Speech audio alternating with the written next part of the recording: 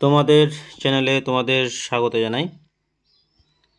প্রিয় অষ্টম শ্রেণীর শিক্ষার্থী বন্ধুরা, আশা করি তোমরা ভালো আছো।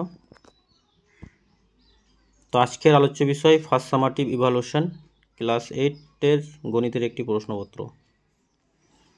তো দেখো, একের দাগে 5টি প্রশ্ন দেওয়া আছে, সঠিক উত্তরটি বেছে লেখো। এক্স প্লাস 1/x = 4 হলে x স্কোয়ার 1/x স্কোয়ারের মান কত হবে? 14 হবে। হ্যাঁ,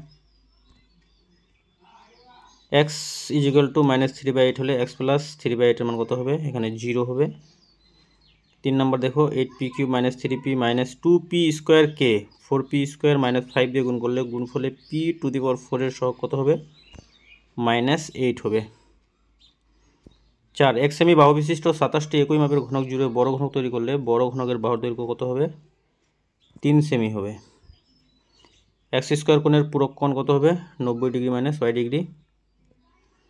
2 এর দাগে বলা আছে নিচের প্রশ্নগুলির উত্তর লেখো যে কোনো 4টি। একটি আয়তক্ষেত্রাকার কাগজের দৈর্ঘ্য 15 সেমি, প্রস্থ 8 সেমি। যদি কাগজের দৈর্ঘ্য রেখে প্রস্থ দ্বিগুণ করতে হবে, তবে কাগজের ক্ষেত্রফলের কি পরিবর্তন হতো? স্কেল কম্পাসের সাহায্যে 75 ডিগ্রি কোণ আঁকো। সংখ্যা রেখায় -3/4কে স্থাপন করো। দুটি সংখ্যার গুণফল 3x² + 8x + 4 এবং একটি সংখ্যা 3x + 2 হলে অপর সংখ্যাটি কত? তারপর দেখো, x + 1/x = -1 হলে x³ - 1 এর মান কত হবে? 6 নম্বর প্রশ্নটা দেখো, এখানে সমাধান করে দেওয়া আছে।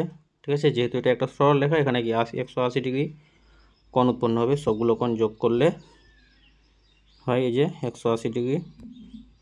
তো যাই হোক, এটা 25 ডিগ্রি হবে। হ্যাঁ, এক্স এর মান কত হবে? 25 ডিগ্রি।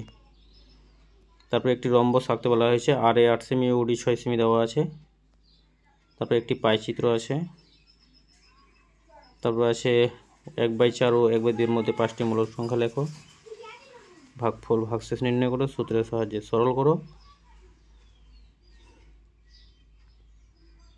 ঠিক আছে, শেষে আবার কি বলা আছে, একটি সামুদ্রিক গোল্ড আঁকো যার জিও 7 সেমি, OL 5.8 সেমি এবং GL 5.8 সেমি। একটা উৎপাদকও আছে। x⁻12 আর -y⁻12 এর মান নির্ণয় করতে হবে। তো এই ছিল অষ্টম শ্রেণী গণিতের একটি প্রশ্নপত্র। তো ভিডিওটি তোমাদের শেষ পর্যন্ত দেখার জন্য অসংখ্য ধন্যবাদ।